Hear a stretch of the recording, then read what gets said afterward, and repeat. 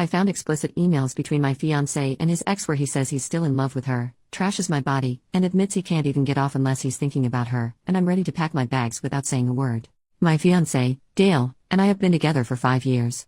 We are as solid as I guess anyone thinks they are before something like this blindsides them. I am in total and complete shock. I'm just sitting here shaking. I can't even cry yet. Dale is at work right now. I haven't texted him or called him or anything at this point. When we got together, he had just broken up with his college sweetheart. She was his first love. I was afraid I was just a rebound. He said that wasn't true. I believed him. Rest is history. Sorry as this is rushed and all over the place. Nothing makes sense in my head right now. I used his laptop about 2 hours ago to open his contacts list he has saved on there so I could get addresses for our wedding invites. Been telling him to get those to me for over a week, so I decided to do it myself. He keeps his contacts info on his email. When I opened his email, I saw an email on the very top of his inbox with the subject line read Jen, fake name, how can I win? The subject line got cut off after that, so I couldn't see more without clicking. Jen is the name of his ex from college. I sat there for at least 10 minutes trying to decide if I should open it or not. But then I decided he should have nothing to hide, so I did. The rest of the subject line was, Re Jen, how can I when you still exist? The email was her replying to a string of emails between the two of them that has gone on for over a week. Long story short, Dale is still in love with Jen. He thinks about her constantly. He'll never find another woman like her. Even worse is that he makes fun of me and she laughs about it. One email she asks him why I don't make him happy and isn't he satisfied with me? I can't remember word for word, and I don't feel like reading it again, but he said something like she tries. She's just not good though, way too vanilla. I love her, but the only way I can get off is when I think about screwing you and how dripping you'd get. I think every inch of my bed was soaked from you. I have the biggest heart on just thinking about it. And then she answered with a bunch of lol-s and said she felt sorry for the poor girl. Another thing he said was that he made fun of me for having a large scar across my chest, onto my left breast, which has disfigured the nip a bit. He said it looked like something out of Edward Scissorhands. That is almost too much to bear. He might as well have punched me in the gut. I was in an awful car accident when I was a teenager. I had a big piece of dashboard shatter and basically fly into my chest. I almost died. I've never been ashamed of the scar. It's like a constant reminder that I survived something a lot of people don't, and I should be grateful to be alive. The slight disfigurement of the nip doesn't bother me either. I've always had the attitude of if someone doesn't want me because of a nip, screw them. But to hear him make fun of something he knows is a result of something so major in my life, my friend was thrown from the backseat and lost her life, is just... I have no words. The emails go on and on. Some are explicit. One she described how she just self-pleasured while thinking about how he used to go down on her for hours. I'm assuming that these emails are just a small portion of their contact. The first email in the thread was Dale talking about how he doesn't think he can marry me and that he thinks about leaving me almost constantly. He said if she lived in this state he'd already have left me. It didn't sound like the first time they'd reconnected, so I'm guessing if I snooped I'd find texts as well. I don't need to snoop further. I've seen all I need to. Obviously I'm not going to stay. Despite what he said about me, I'm pretty great and I know this. He said he misses backdoor. Apparently I'm too vanilla to give it to him. Thing is, I've tried to initiate that as I enjoy it and he told me he wasn't into that. So he lied. Just to cast me in bad light. I'm so freaking mad I just want to throw his crap into a pile and light it on fire. But I won't. Because I don't want to give him the satisfaction of knowing how much he hurt me. I'm not sure why I posted here. It's too fresh to talk to my friends and family. Should I just pack my stuff and leave with no explanation? Just ghost? I've got too much dignity to scream and cry in front of him. I don't know what to do. I don't know if I want comfort or advice or what. I just needed someone to know what happened so I don't feel so alone right now. Update. Hey everyone. First off, thank you for caring so much about my situation. You all have great advice, encouragement, and you help me hold on to the strength I need to make it through this. I still have a lot to get through and I'm hurting so much right now. It comes in waves. Sometimes I feel so empowered and strong, then 10 minutes later I'm crying in a ball and feel like I can't move or do anything. Last night I texted Dale and told him that my best friend, Jake, had gotten into a fight with his boyfriend and I was going to go stay with him so he could vent and have somebody with him.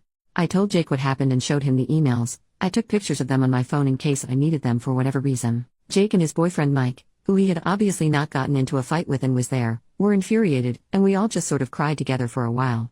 They stayed up with me almost all night helping me figure out my next moves.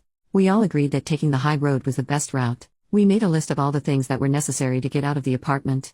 Mike is a property manager for a different apartment complex, so this morning he called my property manager and gave her a very condensed, detail-free version of what was happening. I have always thought it important to get to know your property manager in case you ever have a situation where they can help you out, so she always really liked me. Dale and I have been paying rent on a month-to-month basis for about 3 months because we were starting to look for houses to purchase after we settled down after the wedding. My property manager told Mike that working out getting my name off of the rental agreement wouldn't be a problem and to not worry about the 30-day notice that she typically requires for a tenant moving out. As far as finances go, I make about 70% of our combined income and Dale only covers about 30%. When Jake, Mike, and I were discussing the logistics of me moving out, Mike brought up the point that Dale does not make enough to cover the required 3 times rent and income each month. Meaning he will most likely be given notice to move out if he cannot find a roommate fast. We lived in a 1-bedroom, so I doubt he'll be able to find someone quickly who is willing to sleep on a couch versus having their own bedroom. Especially since I purchased the couch, so there isn't even one there anymore.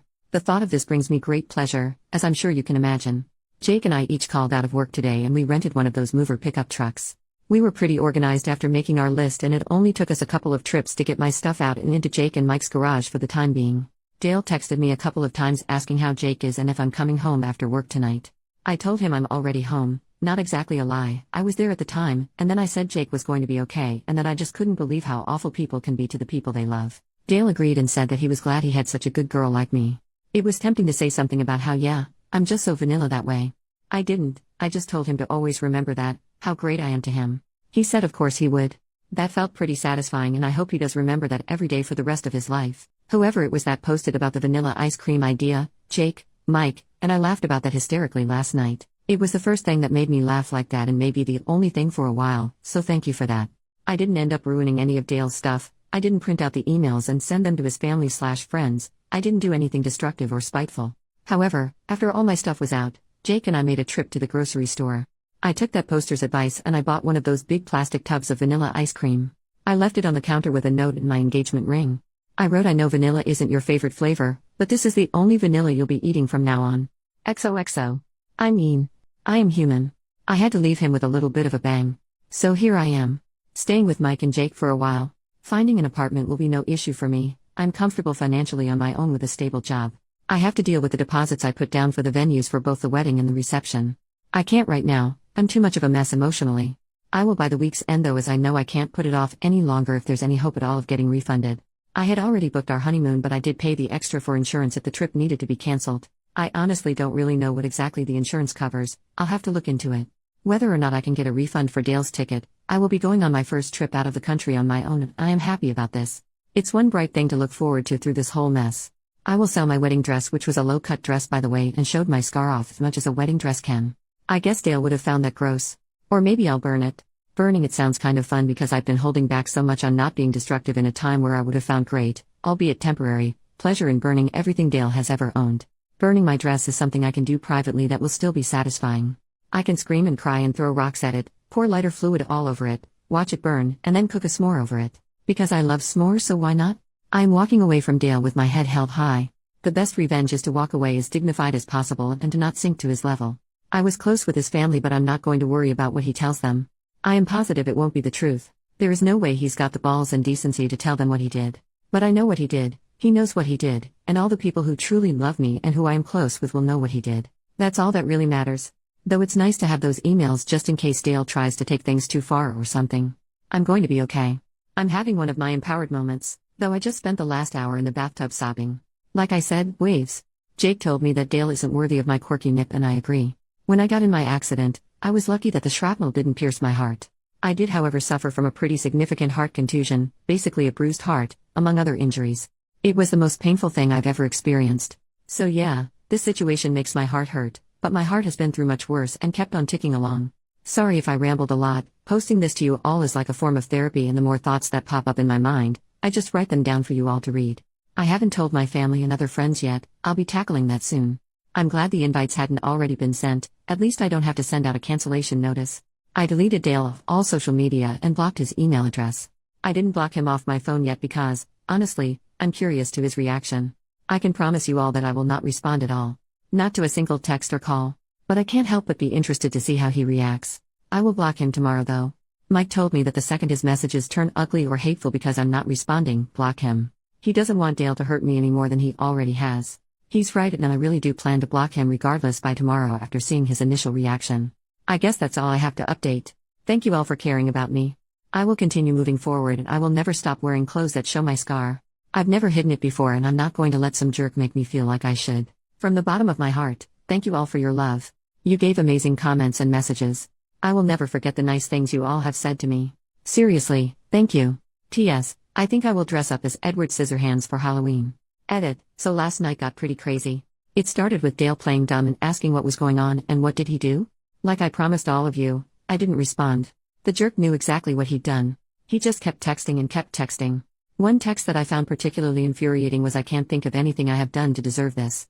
Whatever you think I've done isn't true. I'm sure you just misunderstood and I can explain. I mean, damn, you didn't have to be so dramatic and just leave me like this."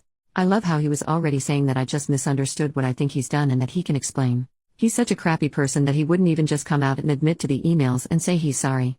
And then to call me dramatic. The texts progressed into angry ones. Here is a string of texts from him, word for word, except that I corrected some grammar because his grammar is ridiculous. Each text was probably sent about 2 minutes apart, sometimes less. Just so you understand the level of crazy here, I will refer to myself as L in these because he uses my name a lot and my real name starts with an L, so seems appropriate. I blocked him after this, by the way. Baby, you know how much I love you. I'm at a loss right now. I don't understand. Why won't you answer me? I just tried calling. L, please pick up. We are getting married. I thought you cared about me. I guess I was wrong. I guess you are cold-hearted. L? Baby? Are you okay? At least answer me so I know you are okay and not hurt or something. Seriously? L. Seriously, you're a beach. I didn't mean that. I'm just getting really worried and upset. He took about a 20-minute break between that one and this monstrosity. You know what? I did mean that. You're a effing beach for doing this. If you were unhappy, you should have told me. I can't believe you would do this to me. I love you. You are just like your father, but even worse because at least your mom is a cunt and so are you, so who can blame him? Don't ever contact me again or come crawling back, and good luck finding a guy who will love a effing circus freak bitch. Lol lol lol, dumbass. So that's when I blocked him. I know nothing he said was true, but still. This wasn't just an email to his ex, this was something he sent to me directly. I cried a lot after that one. It hit me pretty hard. This is someone I was planning a future with just a couple of days ago. He was so sweet, as far as I knew, obviously. He used to kiss my hand almost every morning. It's just such a shock, it's hard to wrap my mind around it. Last night was a really tough night to get through for me. I keep reading back what I wrote in this update last night, and it helps to keep me feeling strong. I keep reading all of your lovely comments and messages from the original post, and it helps to keep me feeling loved and strong. Jake and Mike are wonderful, and I'm lucky to have them to hold my hand and help me through this. Though his texts hurt me, they also reaffirm that he's a spineless weasel and that I 100,000% did the right thing by leaving. He's making it really easy to get over him. Sorry this got so long. I wanted to really include you all in what's happening. Thanks for checking in on me and caring about what happens to me. Love to you all. Little update. I had a lot of people PM me asking if there were any signs that Dale was a jerk so they know what kind of red flags to look out for. Honestly, no. I wish I could say yes to that so I could potentially prevent others from going through what I did or something similar. He was very attentive and loving. He never once made fun of my appearance. To my face, he seemed to appreciate my ambition and independence. I never felt controlled or criticized for being a financially stable, educated woman. I had a therapist after I lost my friend in the accident. My father had also walked out earlier that year, so we were discussing this and how I hadn't seen it coming. My therapist told me that people can make you see whatever they want you to see, but that they can't keep up the facade forever. Things almost always come to a head eventually. The only thing you can do is be secure enough with yourself to understand that the faults of others has nothing to do with you.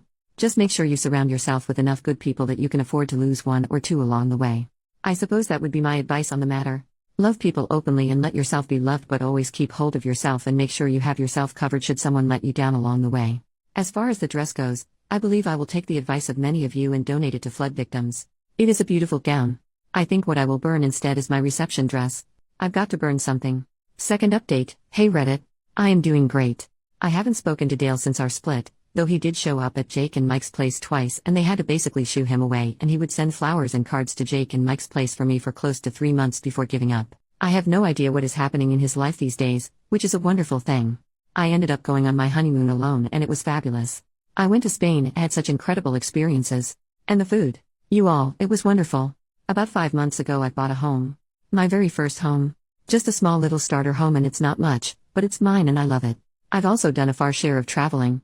Mostly by myself because there is something just empowering and magical about traveling by yourself. Quiet moments alone, just taking in amazing sights and experiences. Though I've also traveled with Jake to Canada, which was a very fun trip, and had a Vegas trip with 5 other friends. As far as my romantic life, I'm having fun. I'm staying single, and I would like to stay single for a while. Unless I meet someone who just sweeps me off my feet. I have met some men during my travels and around the city that seem to have no problem with my circus freak scar though. So that's about it. I am forever grateful to how much you all rallied around me and lifted me up during a very low time. It meant and still means so much. You are all wonderful, kind people. Even when I logged on to this account today for the first time in months, I still had people messaging me words of encouragement as little as 2 weeks ago. That is, not to sound corny, sort of magical. That complete stranger shows such compassion. Thanks for being rad, Reddit.